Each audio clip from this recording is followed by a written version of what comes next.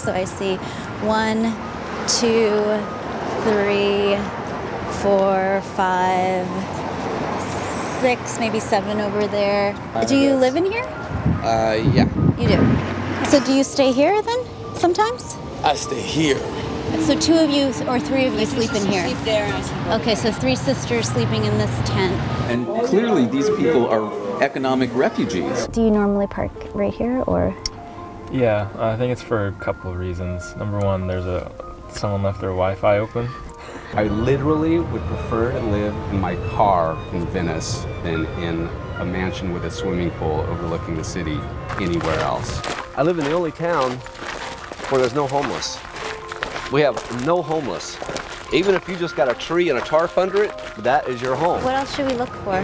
Ask them what is their next move. Yeah. That's the best thing. Their next move is their best move. What do people do who don't get a job, like at Chipotle or wherever, for money? Depends. Some people prostitute, some people sell drugs. Okay, here are the rules. And I'm telling you this because I love you. Once you borrow money from somebody out here, you are bought and paid for. Where you stayed in the park, someone was killed 3 days ago. I think it's natural that you're afraid. Of course. The streets here are going to be what you make of it. If you go looking for a problem, you go find a problem. You think you're a badass, somebody always big or bad around the corner. Wait. How did you get off of the streets? Woke up and got tired. So how do you get off of the streets in LA? I was hoping you had the answer for that. I don't. I'm trying to figure it out though. And That's why I say I'm living a dying dream, because what am I supposed to do? What are we supposed to do? What are we supposed to do?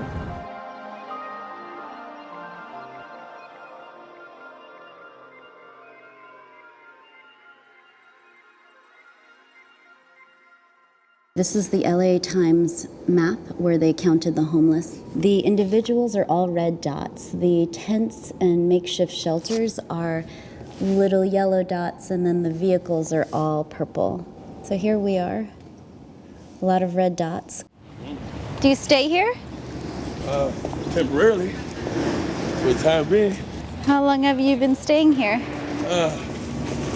I've been staying here for about a good year and a half, almost 2 years. I got plans. This is not the last. This is not the end. Not the last stop. This is not even halfway through. It's 25%. You know what I mean? Where are we going? Right here. He's gonna drop his water off. Oh my God, not right now. Right now everything's all hectic because we had to clean. So they could do street cleaning or whatever, steam washing, and I just got over the stomach flu, so. That is my sister. So She's from. I'm about 10 weeks pregnant. You're 10 weeks pregnant now? Yeah. So I'm trying to get away. We had to get some water so I could take a bath. You stay here then, sometimes? I stay here. Everywhere downtown, that's where I'm at. That's where I'm at. I mean, life is not hard, it's just a challenge. Nothing's hard. Not even gold is hard. You know what I mean? It's just a challenge, it's nothing. We do this every day. Every day. So we're only been homeless about 2 months now. Me and my husband, we had a setback, and then we lost everything. Like just periodically, we lost everything, and now we're down here. So, what is your day like then? just like this. My day is just like this. Even if it was sunny outside, it'd still be overcast and gloomy. Just like this. I used to be somebody. Now I'm somebody else. You know what I mean?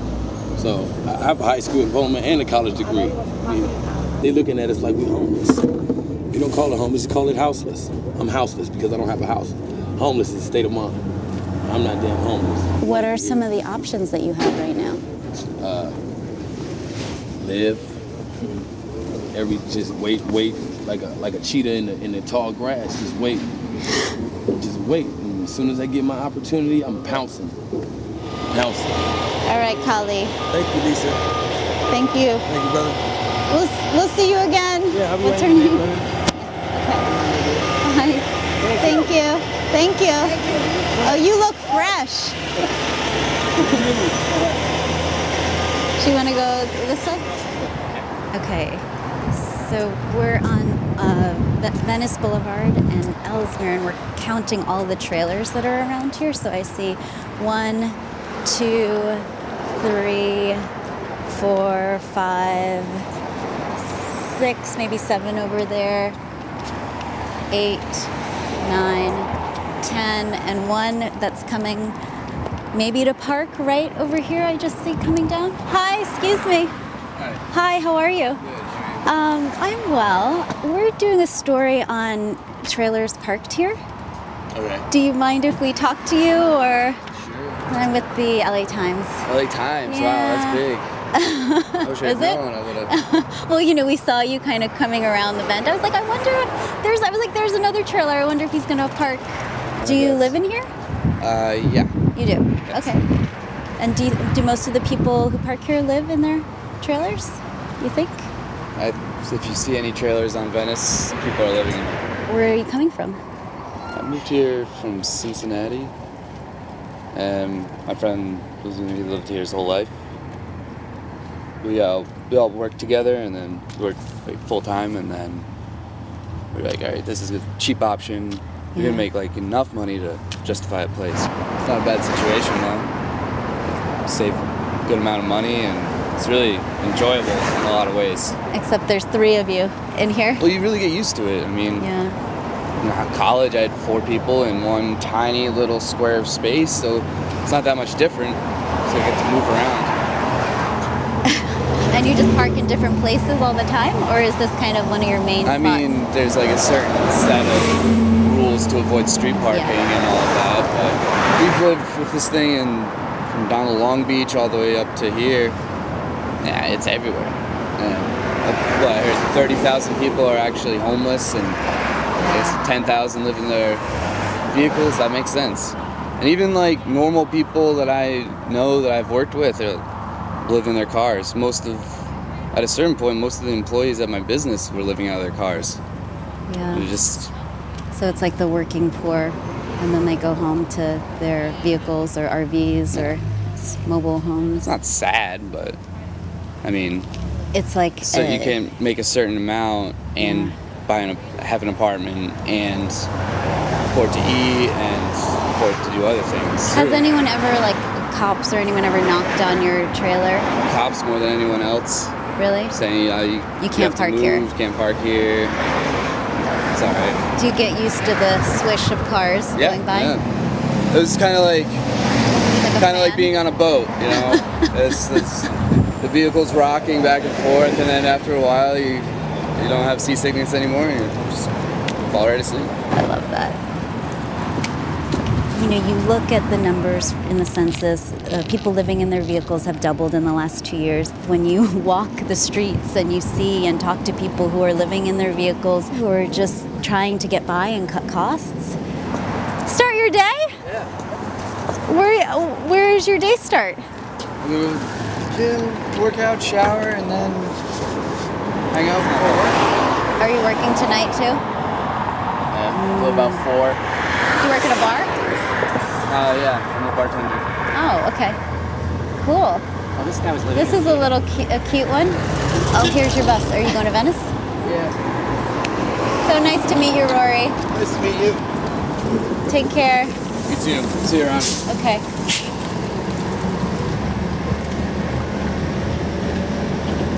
Line 33, Venice. Okay, so there's downtown and there's Skid Row. And what we're finding is that homelessness is spreading outside of the city. We're really searching for these encampments because the city is tearing them down kind of one by one. I'm looking at a couple women, a few carts, and 1, 2, 3 to 4 tents. Oh, I didn't even see yours over here. Are you safe? So 2 of you or 3 of you sleep in here? Sleep there and I sleep over Okay, there. so 3 of you, 3 sisters sleeping in this tent. So you're 3 sisters living in this tent. You've been here for 2 years. You've been here 3 years, and you've been here for 2. Yeah. So what happened 3 years ago then? My mother passed away. Okay. I was living with my mom. My mom passed away. Okay. I'm sorry to hear that. Kept it for a while, like for about a year, but And she was in a house. She was in a house. Your mom? In an apartment. She was in an apartment. Yeah. Okay, And around she was sick near this for- area. Okay. Yeah, that's because that's why we're here. You do have a sense of community here, right? There, you said people look out for Yeah, we look one out for another. one another. A while back, this was all full of tents also. Where are those tents now? They threw everybody out. They threw everyone out. They throw us out like every other week. Yeah. Tell me how many people are living in this camp over here. 4. 4 people? 4. That's my brother, okay? You're a whole family He's a out little here? off. But I'm warning you, okay? He talks nonsense. I hear the whole family's out here. I'm Lisa. You're Hi, Lisa. Jesus. You want soda? I'm okay, thanks. We heard you were the chief of the tribe. Well, the tribe would be, let's see, the 16,000 that are homeless every month now. Okay. L.A. County, 10 million people, so 16,000 a month are becoming homeless. So, it's turning from a tribe into a nation. How do you make it out here for 2.5 years? I get along with people. The locals, the ones that run the little gangs out here. Well, they're gangs. So you have to, so you gotta respect. You gotta respect this is their turf. Did you get used to it, or then your sisters were out here too, or what happened to change that? Well, we adapted. Because you seem relaxed. Well, because I had to adapt. So I had to adapt. In order to adapt, I had to accept how the people were out here. 43 right here. Okay, that's the avenues. The avenues, right? Yeah. And then what about? That is pretty much their place. So that's what I mean. Because the avenues are right there.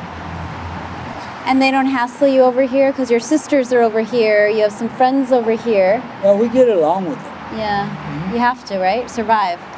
Yeah, well, Survival? you know what else is there? If we didn't get along with them, then they wouldn't be here. Or you wouldn't be here. Right? Okay, so the real downtown, or the downtown proper, is this way. We're Arts only district is 12 this way. blocks from Alameda. And then this way is the fashion district. The fashion district. And then Little Tokyo is undergoing massive construction. So the epicenter of this issue on Skid Row is kind of getting squeezed on all sides It is, by and gentrification. it's what has precipitated for the last 10 years here. And clearly these people are economic refugees. People don't even want senior housing in their neighborhood, much less a magnet that's going to attract homeless people. Can you tell us what's going on right now, or what you're preparing for? Well, let's see.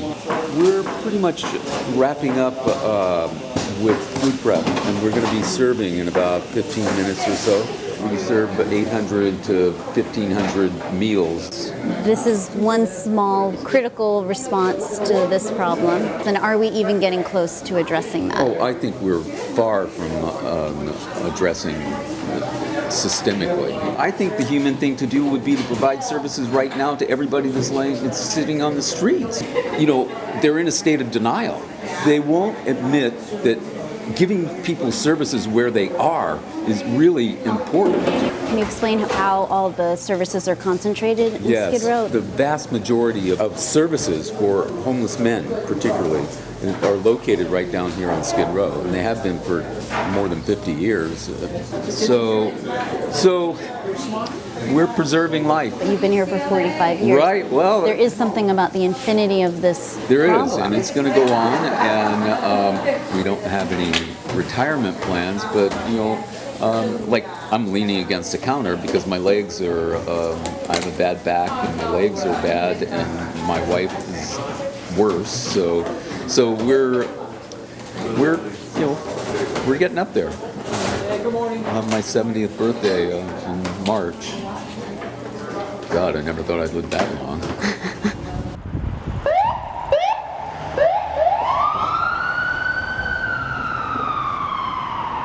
Excuse me, are you guys getting out?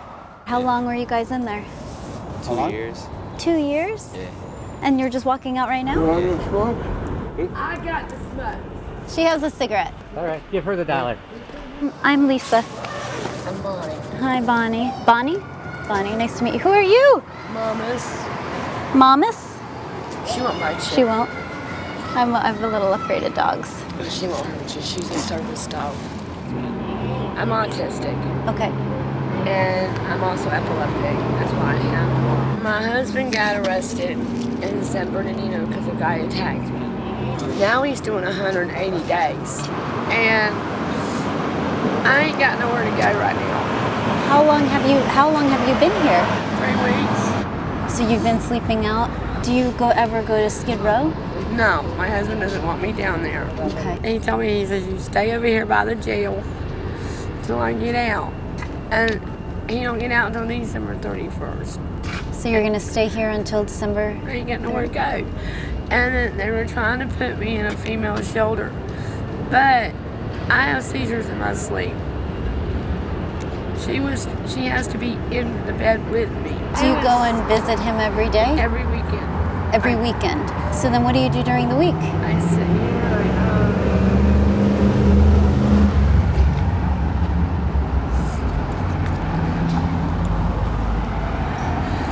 I can't even spell. You smoke cigarettes? I'll give. I do. I'll buy one off you, yeah? What are you guys doing here? We're doing a story about people who are released and where they go, and if they kind of walk up to Skid Row or if they're sent out with anything. Have you been inside already? Not today, but I'm gonna go today. How long do you think you're going in for? Hopefully for just a couple hours, I'm hoping. And then I got a 120-day sentence. I got to do a violation. They don't want to deal with me. Look at this. Heart meds. Be careful in there with your medical condition. I'm going to tell you why. My husband's a severe diabetic. How much you want? 50 cents? $1 or what? Take it. You're hurt, so take it all, bro. That's all you do. Hey, can I buy a cigarette off you guys? Are you guys just getting out? Yeah. She has the cigarettes. Okay. It's fine. I'll buy right here. I know. Bonnie, this is your side business. Yeah, there's a hustle right here. I miss out. She looks out for me up there. I try very hard to try to find shelters, but unfortunately, there's so many of them. Yeah. I mean, homelessness is a problem for the general population and the just released inmates. You're still wearing your Yes, we gotta wait jumpsuits? till we get off property, And you can't take those off until you have that? Oh, we just ain't got no clothes until we get our property. Okay. That's it. And until then, wearing these black suits. And then where do you go from here? I'm going home. Do they give you bus money to go? They said something about tokens, but They don't give me all that money. I'm just gonna look like I'm just gonna have to hop on the train. Yeah, you better be careful because them sheriffs down there, they got canines down there now. Yeah, well, they gotta help us out somehow. What else should we look for? When we talk to people, what should we ask? Ask them what is their next move. Yeah. That's the best thing. Their next move is their best move. All right, Bonnie. We'll see you soon. Yeah, hold on. Okay. And you already know I don't like touching, but you can squeeze me. I don't. So what are we looking for? What we're looking for is there's an area that's known for prostitution. It's notorious for that. So a lot of people, youth that we serve in that area, engage in survival sex a lot of times. How many kids do you see a night? I'll tell you, we could average anywhere from 30 to 40 a night. The youth alone, I believe the number is at least 2,000 youth a night could be out here. Hey, what's up? It's Coven House. You need a blanket? Yeah, her bag. Right here. My foot is hurting. Okay, I got you. Is this where you stay here? I stay pretty much everywhere. I'm always moving around. I'm always like parking garages. Always try to find somewhere warm for me and my boyfriend to sleep at. How old are you? I'm 18. You're 18. Okay. How long have you been out here? I've been out here for about 2 months now. And where were you coming from before that? Juvenile hall. Okay. Yeah. And before that? Well, I was in jail for 2 years. You were discharged, did your time, and then there was no place for you to go. They didn't set you up with a program or do anything like that? They just, there you go. Watch out.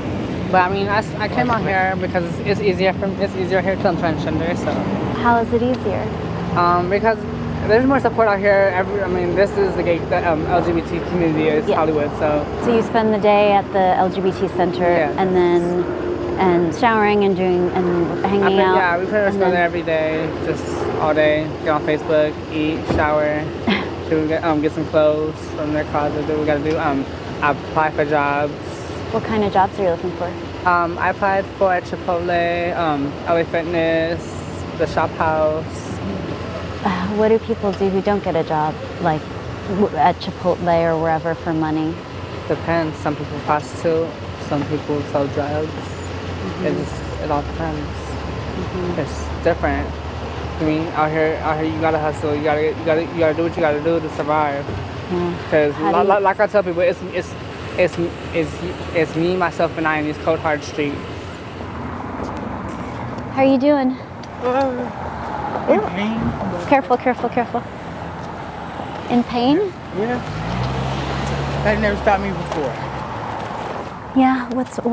What hurts? Everything. Been out here off and on since I was about 14. What? 14? Yeah. 10 years on LA streets? Yeah. How come you were never sheltered or never brought into the system? I didn't get into the system till I was 15. Okay. And what kind of system was this that you were in? Commercial burglary, juvenile hall. Okay.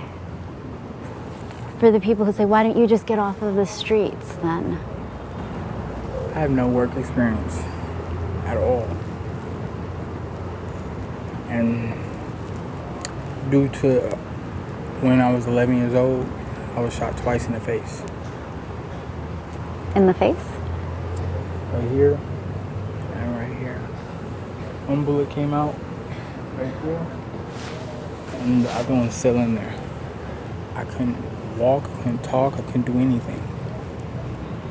I brought Ramiko back to Covenant quite a few times in that van, so helped him out and try to help him get stable again and whatever his goals are. A lot of times they're leaving a bad situation, bad environment where they were from, and a lot of them, the feedback throughout the years have been, well, look, if I'm going to be homeless or going through where I'm from, I may as well be here because at least the weather is better. At least this is Hollywood. At least this is Los Angeles. I feel like I have a better chance at pursuing my dreams. I mean, they'll tell you those things. So this truck in front of us is pretty good timing. This truck is out here Monday through Friday. It's the Greater West Hollywood Food Coalition. There's about 50 people out there? Yeah, I've seen 100, 120. Do you happen to have like those big gray sheets? You mean a gray blanket? Yeah, the big gray one. Yeah, I got one, man. It's in? No. How you doing? I was just gonna ask you. This is Lisa. Hi. So that's Anthony, Ray, Jason, and Mark. And Mark. My bad, Mark.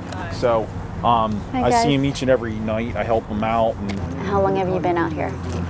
A year. And can you tell us who's here? My husband, our adopted child, and our uncle grandpa. And he's not really your adopted child, though, right? No, he's just a young kid. The person he was hanging around with before was just too crazy. Okay. So we kind of took him away from it, cleaned him up, gave him money, fed them, and then he just started hanging out with us. And then the person went AWOL. So he just... Okay, so you're protecting him? Yeah. And so how long have you been working? 6 months. Okay. 6 months. I have full health care benefits. I have dental, vision, everything. I have everything. But no place to live? No place to live. And so how do you, so people are like, great, you got a job. Like everything's like going in the right direction, and then... All I tell them is I'm living a dying dream. What does that mean? This is what it means. I have a dream to be successful, to be rich, to be famous, to be out there, just to be in a house, an apartment. You can rent me a room, shove all 4 of us in there, I don't care. But it's not gonna happen. It's a dying dream, and that's what I'm living. So you're working 5 days a week? I work 5 days a week, 40 hours a week. I get just barely above minimum, which doesn't cut it. So how do you get off of the streets in LA? I was hoping you had the answer for that. I don't. I'm trying to figure it out though. And that's why I say I'm living a dying dream, because what am I supposed to do? What are we supposed to do? What are we supposed to do? Okay. Okay. Okey-dokey. Thanks, guys. I know we have to keep you on your route. Yeah. All right, guys. Thanks, guys. Bye. Stay warm. All right. Here, man. Okay. Happy holidays. Happy holidays. Bye. Lisa. Bye. Bye, Ray. You be safe. Okay. Hi. How are you? Nice to finally meet. Nice to meet you. I'm so glad you emailed me. Well, I'm glad you wrote the story. So this is you said your living room. Can you give us the tour of your car? Sure. Well, Mitch is in the kitchen. That's where I keep all the food. It's inside this bag here. I mean, all the stuff, obviously I can't have, fresh fruit or veggies. I can't cook anything like meat. So I've sort of become a vegetarian by proxy. Okay. Do you normally park right here or? Yeah, I think it's for a couple of reasons. Number one, someone left their Wi-Fi open, so I can do work in here in the evenings. And also, people don't seem to walk by here often, so I'm not bothered. So I've been bothered before in Santa Monica, where people sort of rap on the window. Really? And they just sort of warn you semi-nicely that you're not supposed to be loitering or sleeping in your car in that area. So, I've sort of been pushed to different places, and I think here's sort of where I've been left alone. This is the kitchen? You're in the kitchen. I'm in the kitchen. This is the bathroom. Are you serious? I'm not about to get arrested for I know. This is his pee bottle, urine bottle. What are these books? Shelter? Where Harvard meets the homeless? Yeah, you grab it. During the day is when I do most of my shelter work, because that's when people are responding. And so that takes up quite a bit of time. It's about 40 hours a week. By the time I'm done in the evening, I'll do my PhD research here in the car. What is your PhD on? My PhD is in mechanical engineering, and the research is on solar energy. These are all my worldly possessions. Do a lot of people come here to shower? You'll see people here. Most people prefer to go further up because it's less people and they can sort of be unnoticed. So we obviously won't go in with you. Really glad.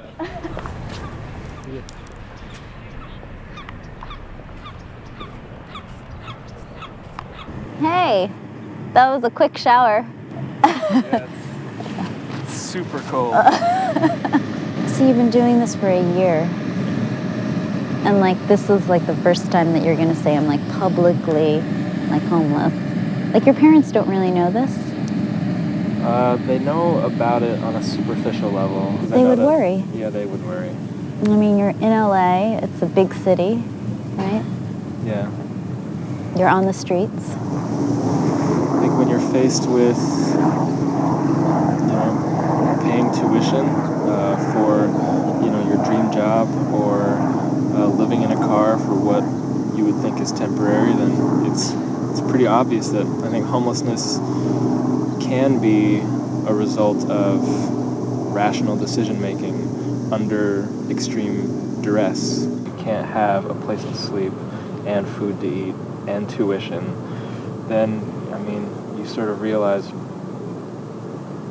what you can do without. But on the whole, I do feel like I'm living a life of intention, So it really isn't sad. I do feel very fulfilled. But there are some days where you just don't feel like it, and you'd rather be at home watching cartoons with your kid siblings. This is your family? Oh yeah, this here's my family. And these are my friends who give me a lot of support. And I think they're the reason I sort of am doing what I'm doing. So I use them to keep myself grounded. This is where I do PhD research. My laboratory is in here. And do your teachers, your professors and classmates, PhD candidates, do they know? No one knows. No, I can't cross that boundary yet. I mean, are you just private about it, or? I guess I don't want to be seen as I don't want to be treated differently, I think. Yeah. I think that's one reason I haven't told anyone is I don't want to cause worry, but I also I also sort of house a little bit of fear or embarrassment, even though I try my best to, even from my own understanding of the issue, that it's not embarrassing. I think I still house a little bit of it. It's very therapeutic talking to you, I gotta say. Let's see if this place is open. So look at this.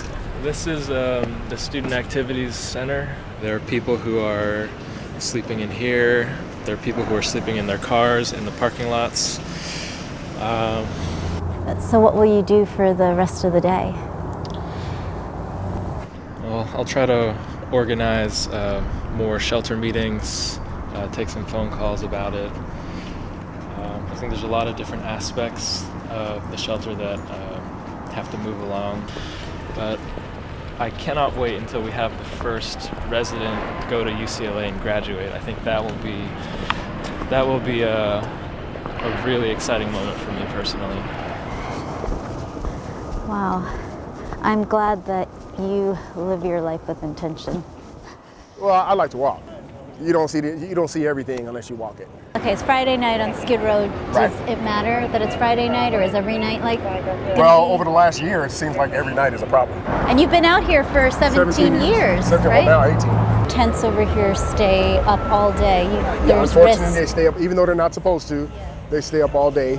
There are some individuals who hide under the guise of homelessness and engage in drug sales in these tents.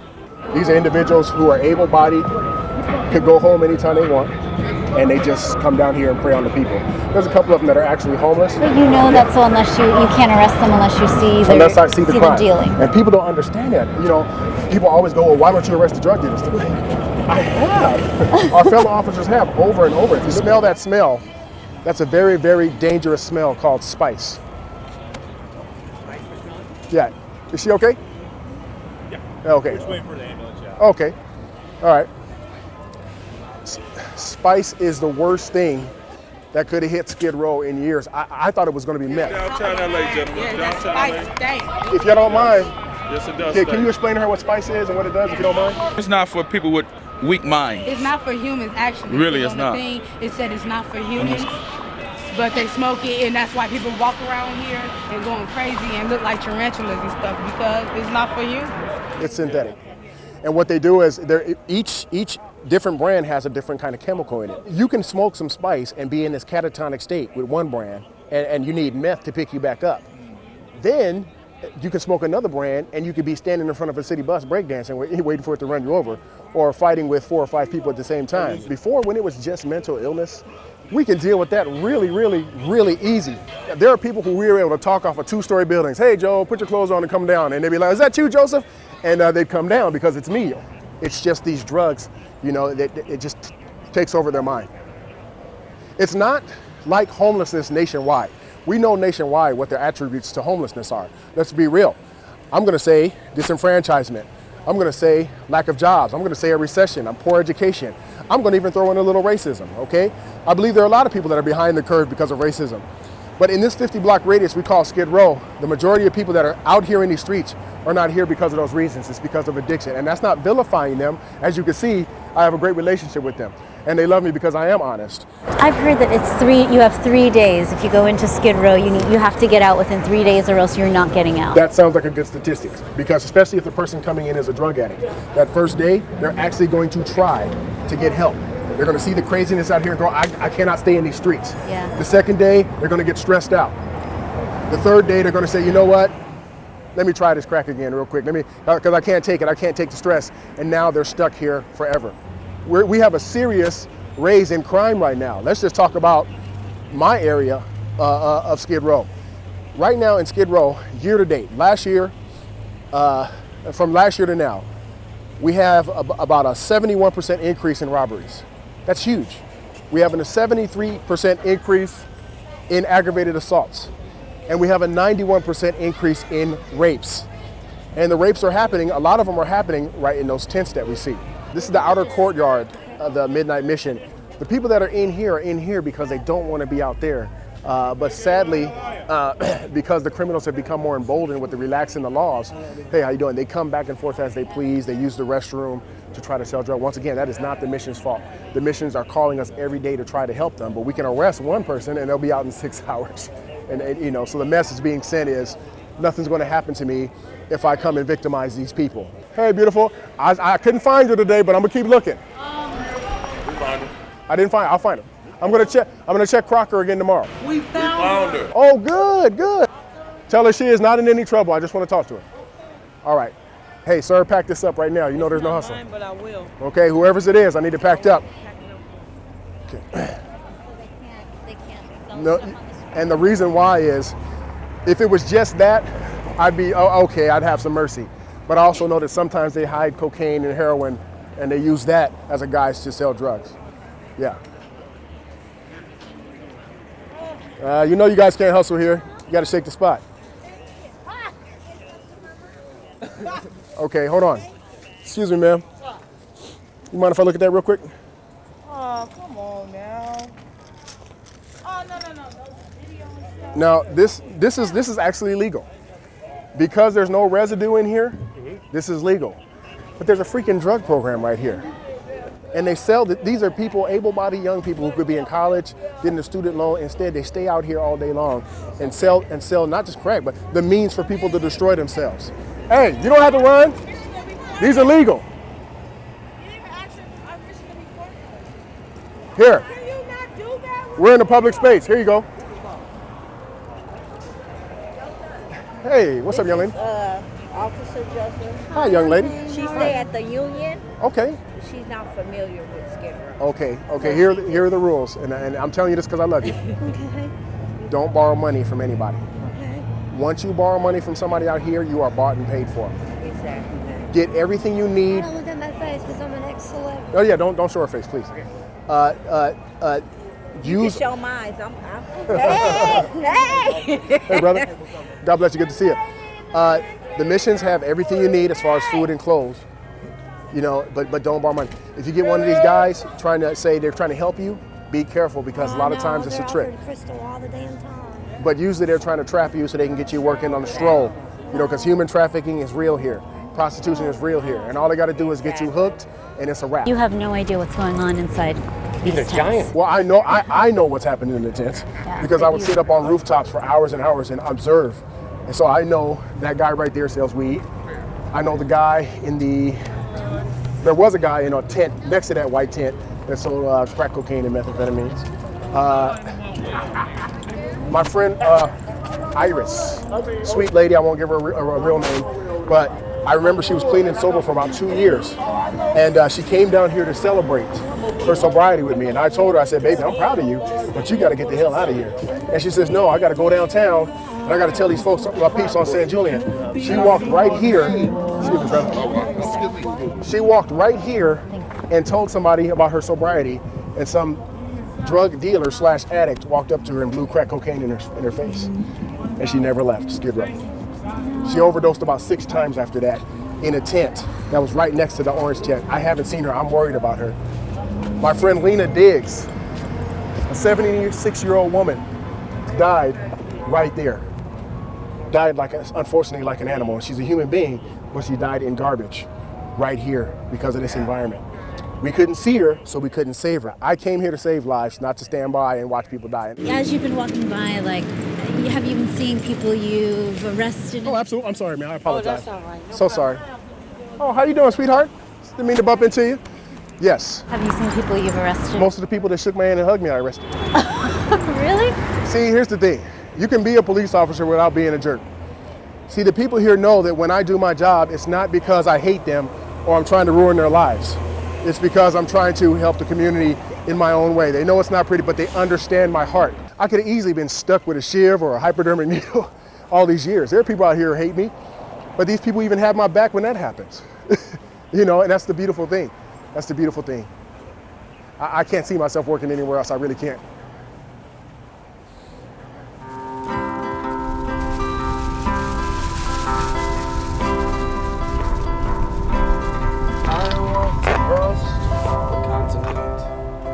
Children didn't bat an eye when made to watch their mothers die. So tell us about Slab City.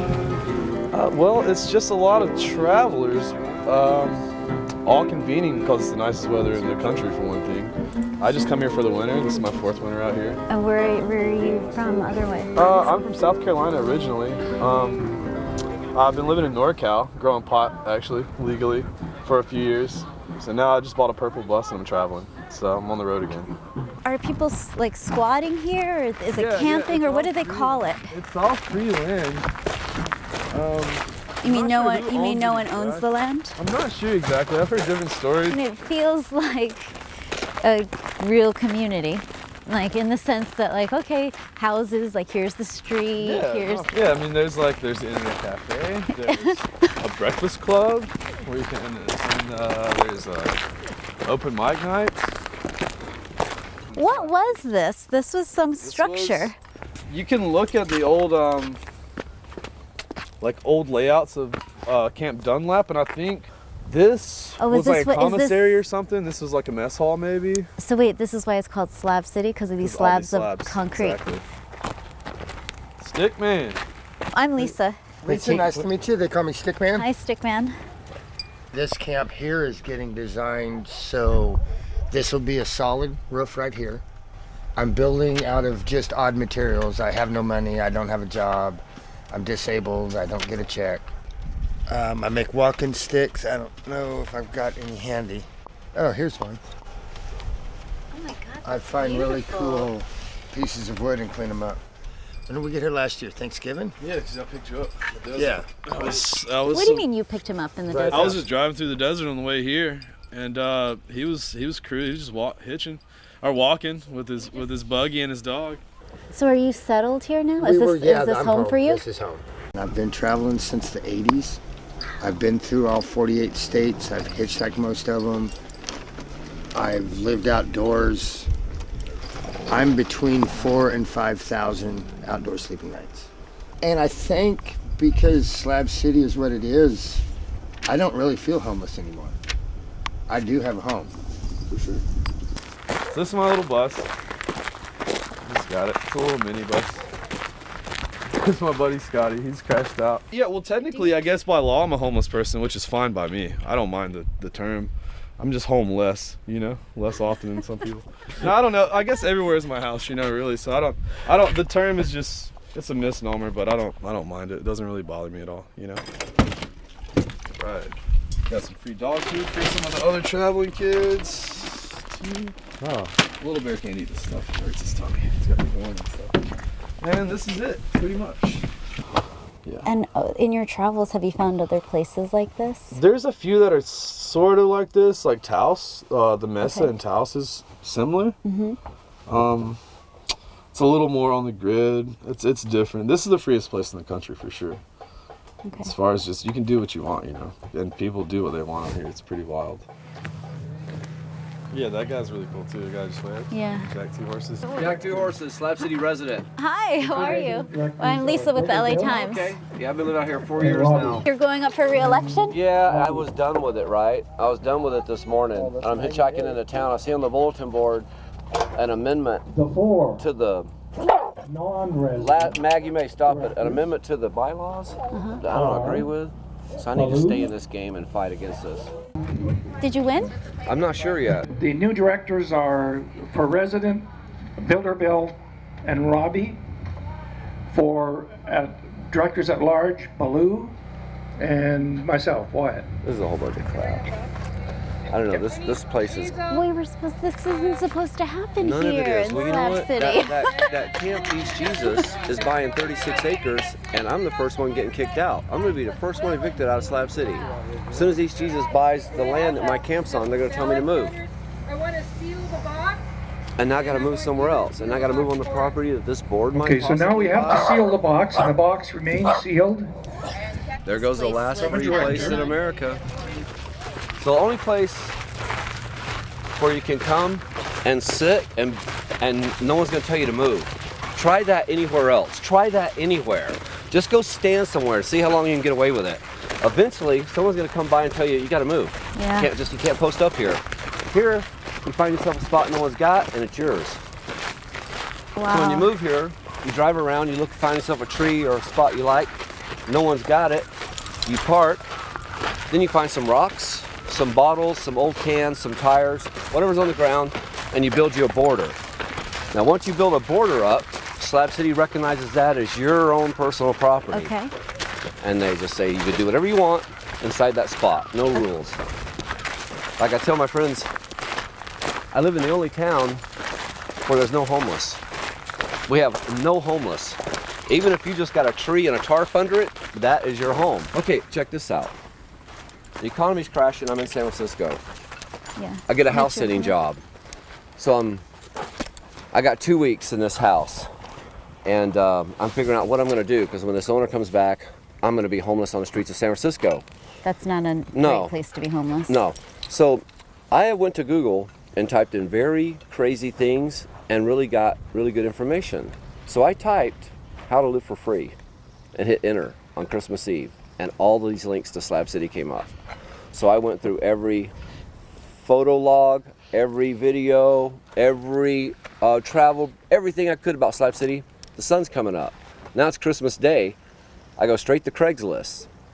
I buy that trailer New Year's Day, and then January 3rd, I'm sitting here in it.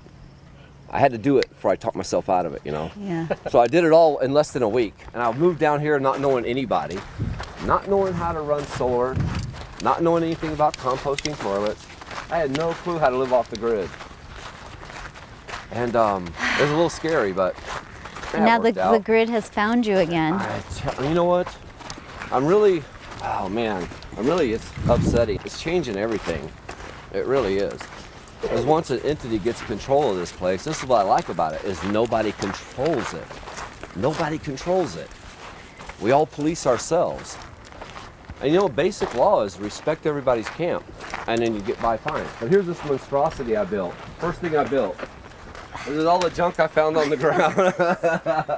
I even found this old door in a someone's burn pile. They were gonna burn this in their fire pit. I'm like, are you kidding me? They bought all that out there. But I'm right in the middle of their plans to expand. It's like this could happen in San Francisco. You know, it could. It could. But it's not supposed to happen here. It's not supposed to happen in Slab City. Gentrification in Slab City. Some kind of government entity in Slab City. What the hell's going on around here? Unobstructed 16 miles to the mountains. The sun sets over the water. And I've got to move. I got to move.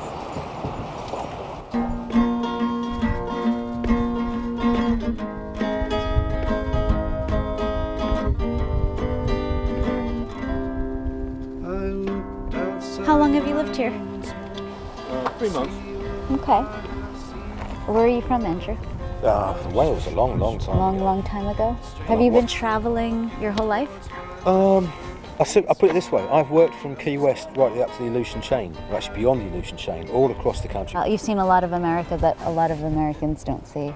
Freedom here can mean freedom to fall to the gutter, to fall through the cracks. You're free to just disappear. This is still a microcosm of the outside society. It doesn't have any different answers. Okay. It really doesn't. This is freedom in the same way. You have the freedom to get yourself a junkyard, collect all those old goodies, put a fence out, aggressively protect what is yours, or you have the freedom to share, or you have the freedom to do absolutely nothing until other people might point to you where the water is, clean your ass up, because at least you need to do that.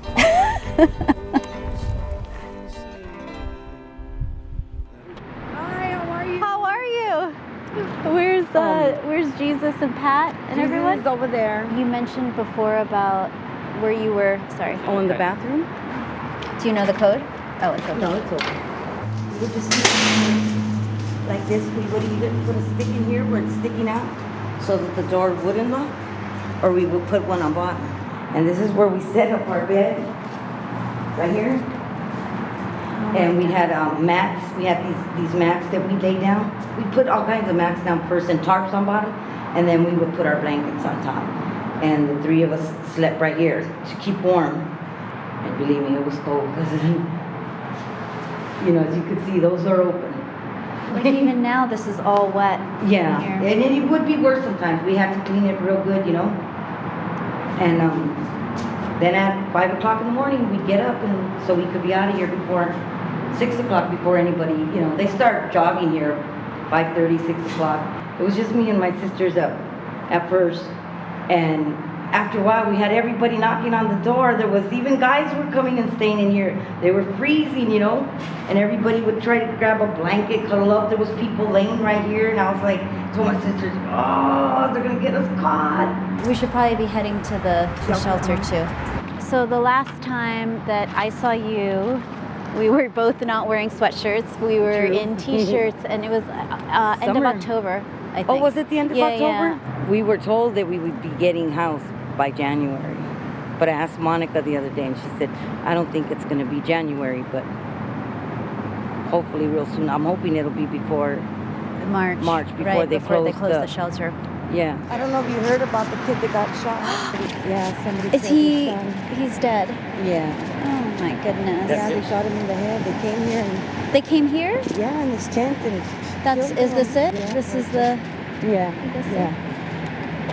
Oh my god. Yeah. He right here? yeah, he was only 19 years old. Never Caleb? bothered anybody. He kept to himself. Was it gang related? No, wasn't a gang member. He was always by himself. He played with the rocks all the time. Was Jesus out here when it was when No, it happened? he wasn't here. He wasn't. He wasn't here. He's staying at the shelter now. This is here from L.A.Times. Remember her? Oh, hi, Lisa. Good to see you. How's it going? Okay. I heard about the shooting. My friend didn't make it. But that's what happened. He's been very quiet since it happened. He didn't talk. Yeah, he's Listen, okay, we'll meet up at the shelter. At the shelter. Okay. All right. We'll see you later. Okay. Jesus. Jesus. What are you doing out here by yourself? Are you going to sleep outside of the shelter? No. Okay. No, I'm not sure yet. Where you lived before this, where you stayed in the park, someone was killed 3 days ago. I think it's natural that you're afraid. Of course. Yeah, you know, look, there's been so many deaths around that park that it's something, you know, that it just happened, you know what I mean? I don't know what happened. Yeah. You know, I just know that he's dead. Yeah. And it was not pretty. So you've never been here before? So you've never been in here before? So did you want to stay? Yes. Okay, can you sign right here? Because we're basically full. You don't know if you'll be able to stay. Did you go do that? We're kind of full, and so the last time people can come in is at 10. And so if there's any room, they'll be able to stay. Jesus is not himself. No, he's not. He's very quiet. We saw what you guys were doing when we last saw you at the park in October. In the bathroom? We saw the bathroom where you were sleeping. And how long were you at Sycamore Grove Park? About 9 months? I think about 9 months. It wasn't that bad there. No, Considering, no, it wasn't that bad. Believe it or not, really, it really wasn't. I mean, till that happened. Hopefully sooner our nightmare's going to end. How did you get them into the Section 8 and into housing or into the system? People say, oh, I just need housing. Well, you need a lot more than housing. You need support so that when you get housed, That's like the hardest part. Like, the easiest part is probably to get them housed, even though it's hard, but is for them to stay housed is very, very hard. Once you put in an application, they're supposed to, within 90 days, they're supposed to supply the voucher, but we find that that's not necessarily true all the time. Then you have to find a place that accepts the voucher, right? Exactly. But one of so the how things- hard is that? It's very hard. It's very hard, especially in this area. It's very hard. We know that there's a lot of places that don't accept Section 8 voucher. I mean, the rents are going high here. Like, I can barely afford to live here. And that's the truth. Hi. Hi, how are you? Fine, how are you doing? Fine, thank you. Hey, how are you? Hi, how are you? You know, for us, what we've been seeing with this whole series is like just the cyclicality of this. Like, it just keeps going on, round and round and round.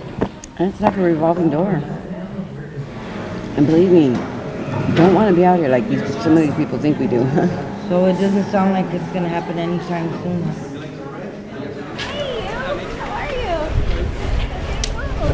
We thought we'd see the chief here. Well, welcome to my house. I have the largest house in Venice because Venice is my house. So I have a mobile bedroom basically, which is the chief. And then I have like world culinary choices in the food court across from my storage. That's my kitchen. I've got Gold's Gym. That's my shower and restroom and the beach facilities. And then I just happen to have very long hallways between each place. They're blocks long. Yeah, the chief's right here. I actually got a lucky space. I got this morning. The good in America. This is a chief. He was sort of like my steed when I drove around America to find the good in America, and when I got back to Venice, I had a storage space in my car, and I needed a place to stay, and so I decided to do a micro living project, and this became my little life pod. So I decided 5 years in my van. Well, I met you 5 years ago when you were just deciding that. You had just spent a year in the desert. Yep. Right? And I just was getting the van, yeah. And then you got the van. So I'm a little more than 4 years in. So November 18th is when I am free of this decision, but it's been an amazing social experiment. And it's really taught me a lot about streamlining and prioritizing my life. Can I just say how lovely it is that she's playing the violin? This exact moment is why I choose to live in Venice. I have friends that have offered to let me stay and rent out rooms in their houses, beautiful houses around LA. And I literally would prefer to live in my car in Venice than in a mansion with a swimming pool overlooking the city anywhere else. Like, this is home, and that's because there's moments here that are just consistently magic. This is my bed. There's no kitchen or anything else in here. This is literally my bedroom and what I use to get around when I have to get around. I try to maintain a really low profile because you're a guest in these neighborhoods if you're living this way. So I generally try not to go into the van until after dark, and I use a headlamp and close the curtains because I don't want people to feel like there's someone out here, you know, and then I leave early in the morning, you know, when the birds first start chirping or whatever, and then I have my routine, like the beach bathrooms open at 7. Compared to most of my friends that may only have like 2 or 3 bathrooms in their house, I have 10. I have 10 bathrooms to choose from right here, and I have 6 showers, so, and 8 sinks. Thus further confirming the size of my house. Venice is very much known for its homeless population. Sure. What is your, well, you don't consider yourself homeless, you consider yourself home free, but you do kind of share the same bathrooms and, you know, living rooms with them as well. Yeah, there's a permeability to my existence in that I feel comfortable sitting down. I know a lot of the guys out here and the gals. And I was giving out donuts to the homeless on Christmas morning, and one of the guys that knows that I'm homeless too is like, how funny that you live in your car and you're giving out donuts to the homeless. When I walk around with the donuts on Christmas morning, for instance, and you look them in the eye and they see that you see them, it's really, that's the gift. is that connection. You know, the donuts are just the... That was kind of the catalyst for the series, was that I live downtown in the Arts District, and I see homelessness everywhere. And it became so visible, it turned invisible. So you're talking about how the homeless, because of their constancy, you tend to be able to just filter them out eventually. They're so visible, they become invisible, which is why we started doing the series, just to go and have conversations with people who don't have homes, period. Not only you don't have homes, but don't have a voice. You should come out and surf with me sometime. I have extra boards. Surf? Yeah. You live in California now. You can't escape California without getting... I'm terrified of sharks. Of what? Sharks. There's sharks out there? Come on. I mean, there's sharks out there, but remember you told me that if you're afraid of something, that you're going to go do it. So I'm holding you to that. I'll get you in the water and you're going to go, oh my God, I actually like this. My situation obviously is very different from the homeless because mine is a choice. The homeless at any moment can be uprooted and moved. Their stuff can be thrown away. They have no sense of safety, like not even having a bag, you know, just everything is, you carry. Like this guy doesn't have a bag for his clothes, he just carries it all in a wad. Isn't this the guy that does like the handstands on that? Yeah, that's me. Can you do that? Can you do that for us? You got 20 bucks? I'll give you 5. All right, that'll work. I'll do it for 5. Yeah, I'll do it for 5. Wow. Right on, brother. I would have did it just because What's you guys your name? are admiring, man, and being nice. That's cool. But everything helps, you know. How are you, sweetheart? Lisa. Hi. Hi, Lisa. I'm Andrew. Do you live around here? Yes, sir. I live actually right on the next block. Yeah? Yeah, within the Muscle Beach district. Are you in one of the apartments here? Or you live in, I live in my van, so. Well, you know, like right next to the Irwin. I kind of stay like over there. Yeah, yeah. What's your name? Andrew. I go by the Muscle Up King. I'm Trek. The muscle what? The Muscle Up King. Okay. Okay. Right on. All right. All right. Let's see some of your strength, Andrew. Look, you got a crowd now.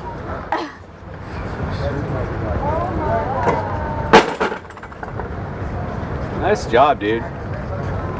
Such core and upper body strength. Well, there's another example of someone who's making the best of the situation. Right. He wasn't saying it outright, but he lives over near the Irwin, so. He's, the key word is But he stay. looks pretty healthy. Yeah. He's like, I stay over by the Irwin. Yeah, it's all a little bit in your attitude too, man. This is not a very big mural, but the owner of the building wanted to do something that was Venice, and Charlie Chaplin lived in Venice, had some properties here. And so I did Charlie Chaplin as Robert Downey Jr.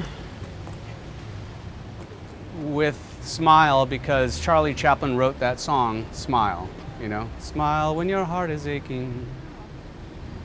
I can't tell. That's kind of her swagger, though. I've never seen you here on the street. Oh yeah, this is my route. I have been doing this series, right? On the streets. He used to be on the streets too. Are you kidding? Yeah, he used to be on the streets.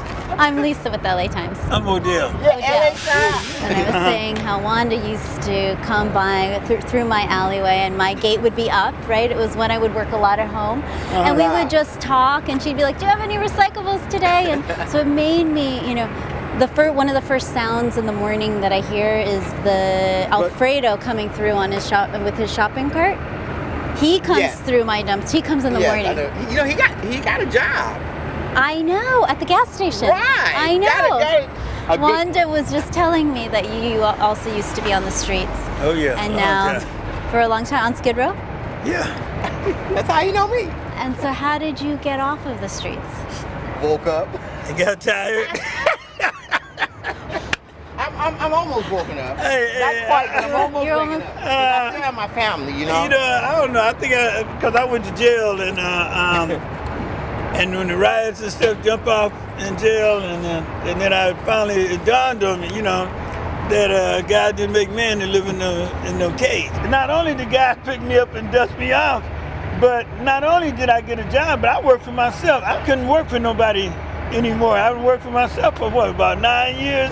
You know, it's not just, you know, there's a void. You have to do something. And I can't go in two directions at the same time. You know, you can't go in two directions. Either you moving towards something positive or you ain't. So what do you have in here?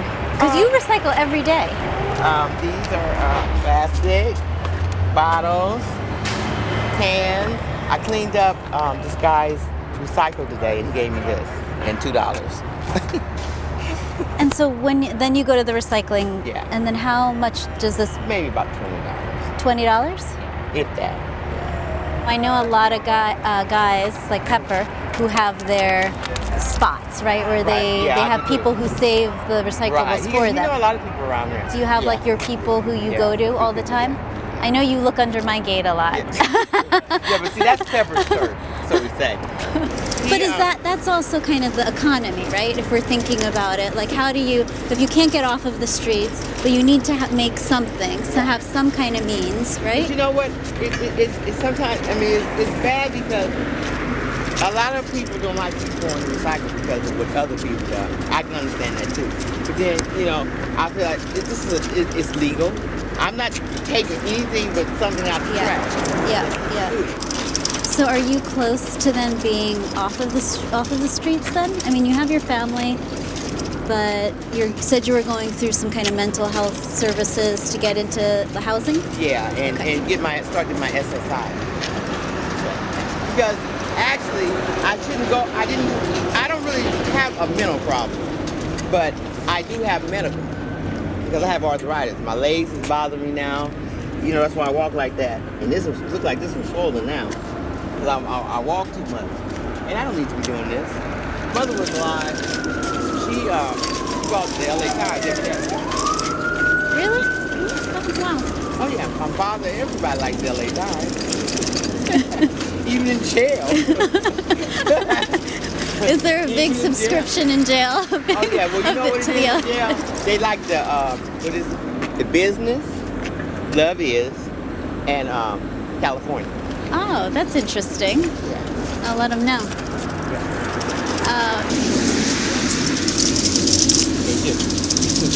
Oh, is this the recycling? Oh my gosh!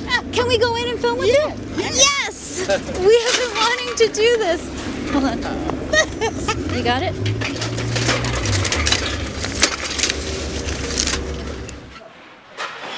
We've been trying to think about ways to end the series because we just couldn't figure it out. We're like, how does it end? Because it doesn't actually end. Like this problem doesn't end.